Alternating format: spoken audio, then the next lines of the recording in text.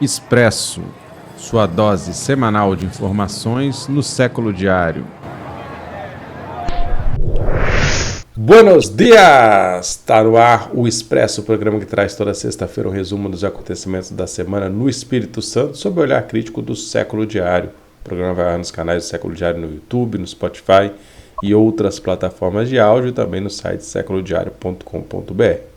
Você pode nos acompanhar também no Instagram, que é @tvséculo. Eu sou o Vitor Taveira e o assunto da semana é o segundo turno no município da Serra, o único no Espírito Santo. Ainda teremos o giro de notícias e o bloco de rolê com as dicas de cultura no Espírito Santo.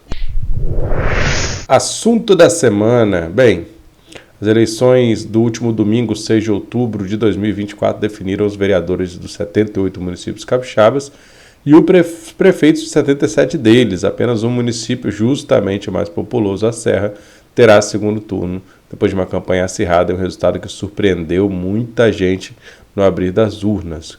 Com quase 40% dos votos, o Everson Meirelles, candidato do PDT à sucessão do atual prefeito Sérgio Vidigal, do mesmo partido, e também seu principal cabo eleitoral, largou na frente e, de desconhecido no início da campanha, agora figura como favorito na disputa. Vamos explicar por quê. Seu adversário nas urnas no próximo dia 27 de outubro, quando será o segundo turno, vai ser o deputado estadual Pablo Muribeca, do Republicanos, que teve 25,2% dos votos, ficando 3 mil votos à frente do ex-prefeito Aldífax Barcelos, do PP, uma margem pequena, sendo que o Aldífax, na verdade, liderou as pesquisas durante a campanha, mas acabou amargando o terceiro lugar e ficando de fora da disputa final, saindo aí como grande derrotado politicamente dessas eleições lá na Serra. Porém, os mais de 58 mil eleitores que votaram por Aldífax deverão ser decisivos no segundo turno, podendo ajudar a eleger um ao outro candidato, a depender da migração desses votos. Ainda assim, nessa quinta-feira, o Aldífax governou a cidade por 3 mandatos, anunciou sua neutralidade junto com seu partido, o PP, de modo que não irão apoiar nem o Everson e nem Muribeca. O argumento seria de que ambos representariam um risco para a cidade por terem histórias desconhecidas. Foi feita aí uma coletiva de imprensa, que inclusive teve mudança de data, mudança de local, ia ser na Serra, acabou sendo na sede do partido em Vitória, para anunciar que ficaria em cima do muro. Mas, enfim, mais prático foi o vereador Igor Elson, do PL, ficou em 4º lugar na eleição para a prefeitura, quase 20 mil votos. Ele simplesmente gravou um vídeo e publicou nas suas redes sociais anunciando que nem ele e nem o partido irão apoiar ninguém na segunda etapa do pleito, sob a alegação de que nenhuma das candidaturas representaria a verdadeira direita, como vem dizendo aí o PL. Em nota, o presidente estadual do PL, senador Magno Malta, reforçou esse posicionamento anunciado por Igor Elson, mas fez críticas aí ao PDT, dando a entender que o voto em Muribeca seria aceitável e em Everson não, né?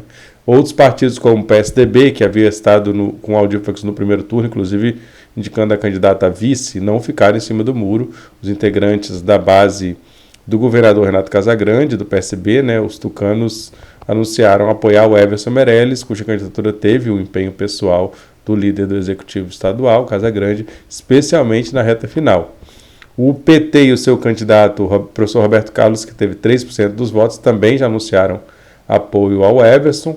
E o Partido Novo, cujo candidato foi o Wilson Zon, anunciou apoio ao Muribeca. Embora o resultado eleitoral do Novo foi pouco relevante, que a editora teve aí menos de 1.000 votos, 0,39% da votação dos votos válidos na Serra. Uma pesquisa do IPEC, que foi divulgada na véspera do dia da votação, no dia 5 de outubro, o cenário mostrava um empate técnico entre os dois candidatos num virtual segundo turno. Pablo Muribeca apareceu, então, com 45% das intenções de voto e o Everson com 41%, sendo que a margem de erro seria de 4 pontos percentuais para mais ou para menos. Então, a vantagem aí de 4 pontos para Muribeca, mas essa vantagem, né, está dentro da margem de erro, então não há um resultado conclusivo. Os brancos e nulos somaram 8% e 6% dos eleitores não sabiam ou não responderam. Esses dois últimos índices aparentemente indicam que a grande maioria dos eleitores da Serra não pretende se omitir nas urnas nesse segundo turno, né, ao contrário de do PP e do PL. Porém, é preciso lembrar que a mesma pesquisa realizada nos dias anteriores à divulgação não conseguiu captar aí o sprint final do Everson, né? Ele saiu das urnas maior do que indicavam a maioria das pesquisas até então. Então, assim, teve um ganho de votos. E aí, no dia 6 de outubro, a diferença entre o pedetista e o seu rival no segundo turno ficou em mais de 35 mil votos. Foram 97 mil votos para o candidato do Vidigal contra quase 62 mil para o deputado do Republicanos.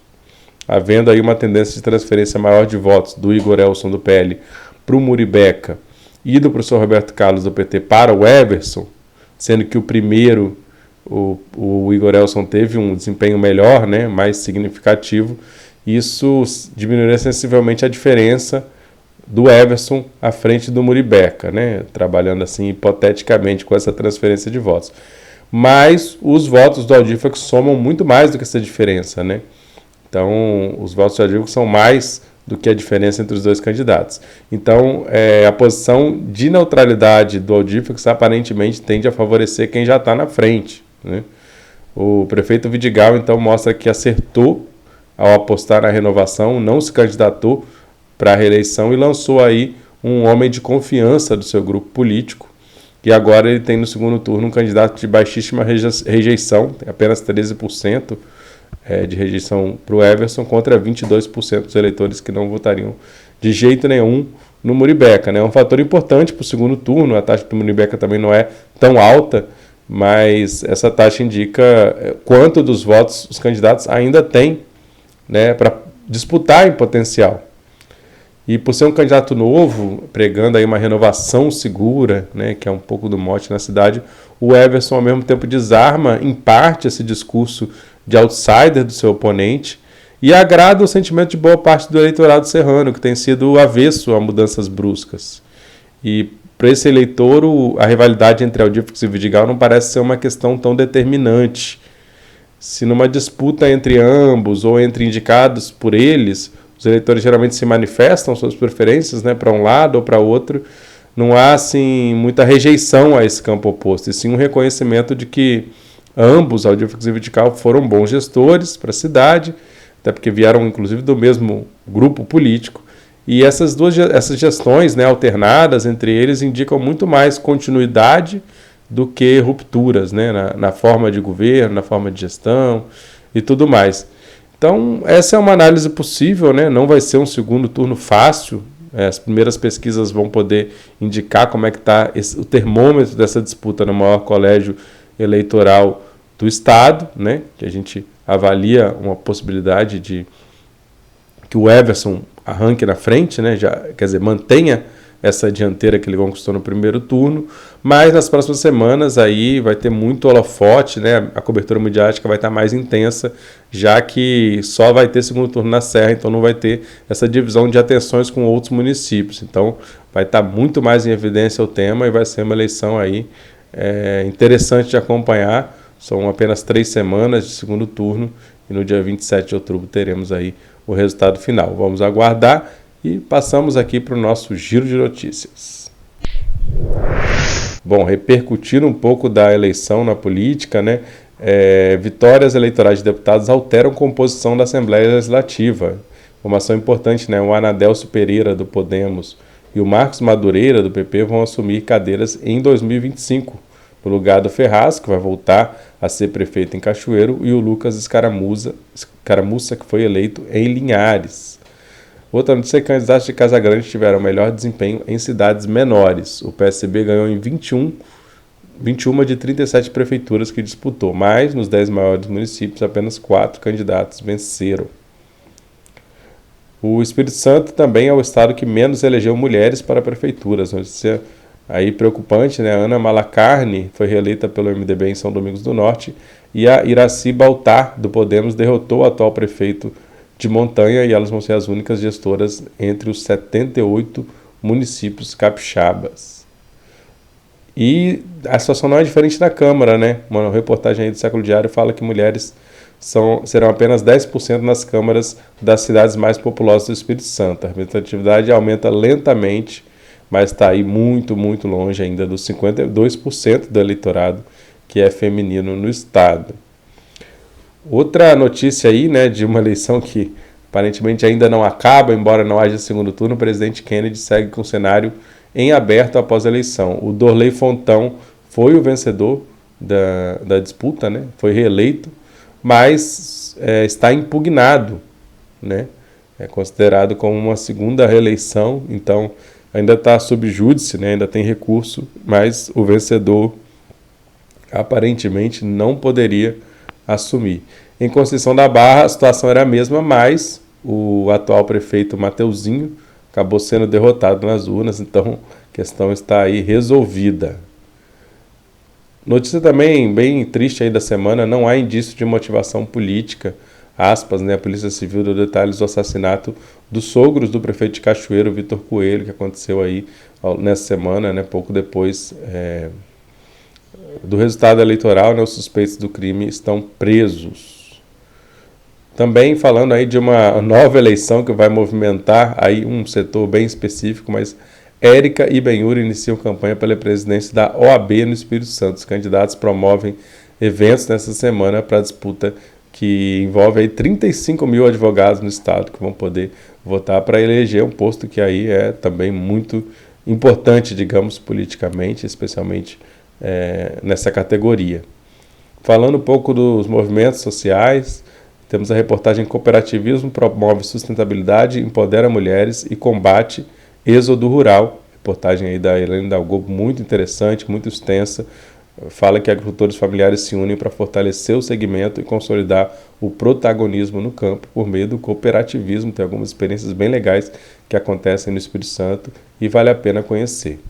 Uma notícia aí da semana, trabalhadores do Asseio e Conservação deflagram greve em Vitória. O movimento cobra salários e benefícios e atinge a Prefeitura de Vitória e o HPM.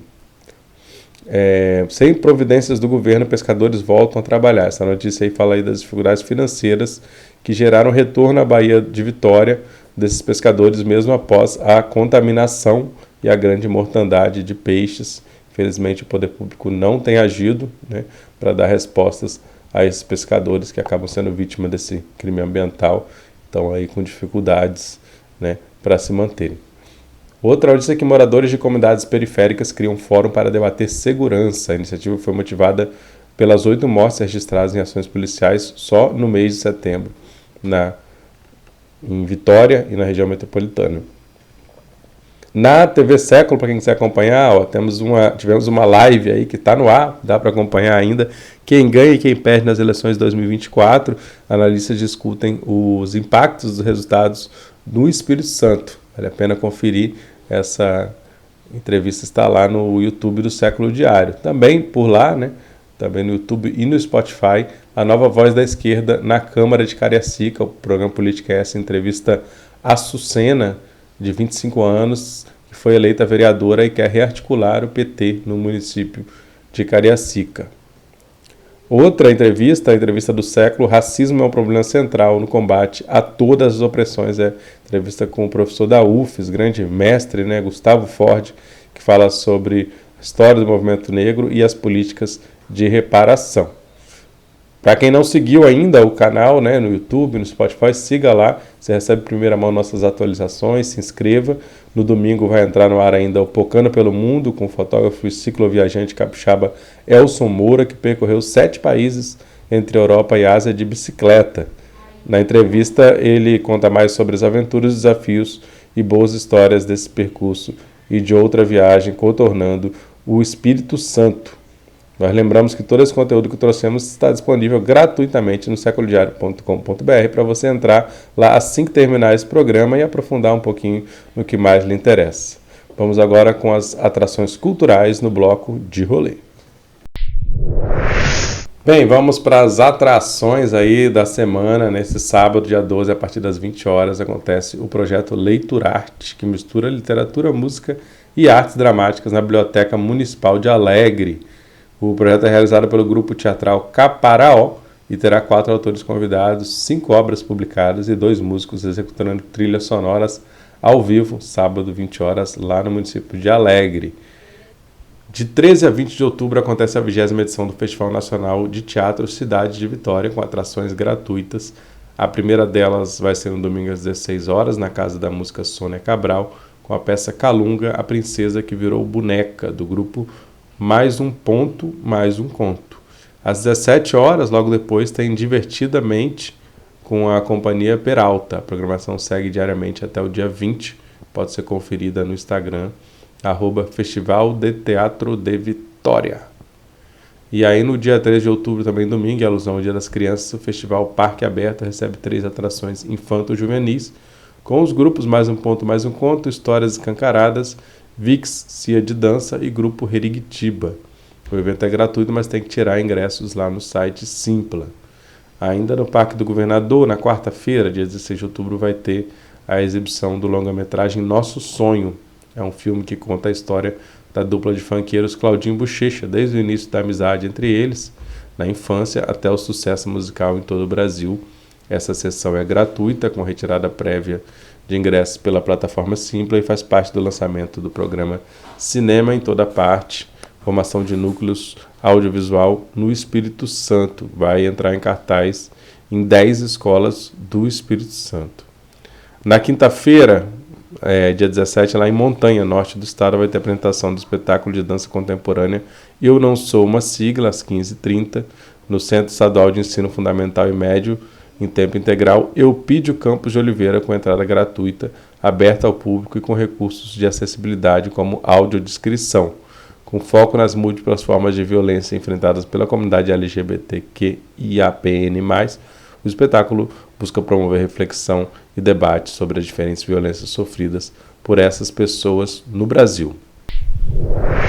É isso, galera. Essa foi mais uma edição do Expresso do Século Diário, com produção e locução minha, Vitor Taveira, apoio técnico de Estel Miranda e reportagens de Manaíra Medeiros, Roberto Junquilho, Elaine Dalgobo, Lucas Chuina e Maria Friedrich. Gostou do programa? Envie sua opinião, sua sugestão, curta, compartilhe, ajuda a difundir esse conteúdo e fortalecer a imprensa alternativa independente capixaba. Continue acompanhando o noticiário em seculodiario.com.br, siga já os canais do Século Diário no YouTube e plataformas de áudio para receber em primeira mão nossos conteúdos multimídia. Nós voltamos na próxima sexta-feira com mais uma edição do Expresso, com as notícias mais importantes da semana, sob uma visão crítica da realidade. Bom fim de semana e até logo!